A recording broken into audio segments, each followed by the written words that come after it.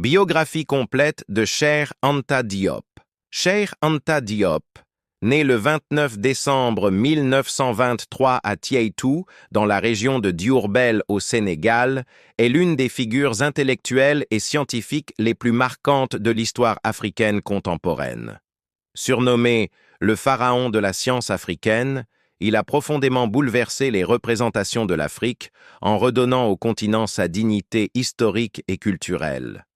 Une enfance ancrée dans la tradition africaine, issue d'une famille Wolof, Cheikh Anta Diop grandit dans un environnement où les traditions africaines et l'éducation religieuse islamique occupaient une place importante.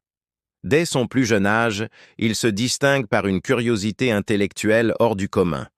Ses proches racontent qu'il posait sans cesse des questions et cherchait toujours à comprendre le monde qui l'entourait. Il effectue sa scolarité primaire et secondaire au Sénégal, où il se montre brillant.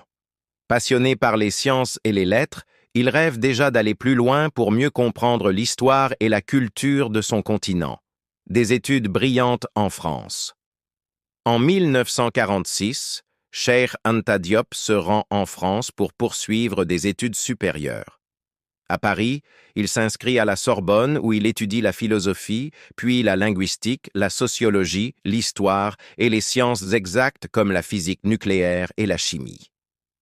Cette formation pluridisciplinaire est capitale. Elle lui permettra de croiser les méthodes des sciences humaines et celles des sciences dures pour bâtir une argumentation solide en faveur de la centralité de l'Afrique dans l'histoire universelle. Dès 1948, il adhère aux milieux intellectuels et militants africains de Paris. Il fréquente notamment l'Union des étudiants africains, où il développe sa pensée panafricaniste. Les débuts d'une œuvre révolutionnaire.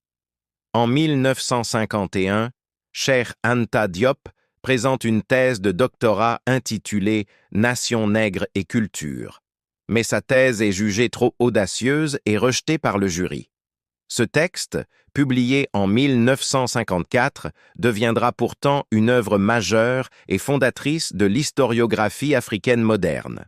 Dans cet ouvrage, Diop affirme que la civilisation égyptienne antique était noire et africaine, et qu'elle a joué un rôle central dans le développement des civilisations mondiales. L'Afrique a apporté à l'humanité des connaissances fondamentales en mathématiques, astronomie, philosophie, architecture et médecine. Les langues africaines actuelles conservent des liens profonds avec l'égyptien ancien, prouvant la continuité culturelle et historique du continent. Cette thèse provoque un véritable choc dans le monde universitaire occidental, longtemps dominé par des théories racistes niant aux Africains toute capacité civilisationnelle. La science au service de l'Afrique, Cheikh Anta Diop, n'était pas seulement historien. Il était également scientifique. Sa formation en physique nucléaire lui permit d'introduire des méthodes scientifiques modernes dans l'étude du passé africain. De retour au Sénégal après l'indépendance, il fonde en 1966 le laboratoire de carbone 14 à l'université de Dakar afin de permettre aux chercheurs africains de dater leurs propres vestiges archéologiques sans dépendre de l'Occident. Ce laboratoire, unique en Afrique à l'époque, symbolisait sa volonté d'une science au service de l'Afrique et de son indépendance culturelle. L'engagement politique et panafricaniste Cheikh Anta Diop n'était pas qu'un chercheur enfermé dans ses livres. Il était aussi un homme profondément engagé pour l'avenir de l'Afrique. Il fonde le Rassemblement national démocratique, RND, et milite pour une Afrique unie, forte et indépendante. Selon lui, la véritable indépendance ne pouvait se réaliser qu'à travers une fédération politique des États africains, l'adoption d'une langue africaine commune pour l'administration et l'éducation, la mise en valeur des ressources naturelles africaines au bénéfice des populations, une renaissance culturelle basée sur l'histoire authentique de l'Afrique. Pour Cheikh Anta Diop, la colonisation avait brisé la confiance des Africains en eux-mêmes. Restaurer cette confiance passait par la redécouverte de la grandeur historique de l'Afrique.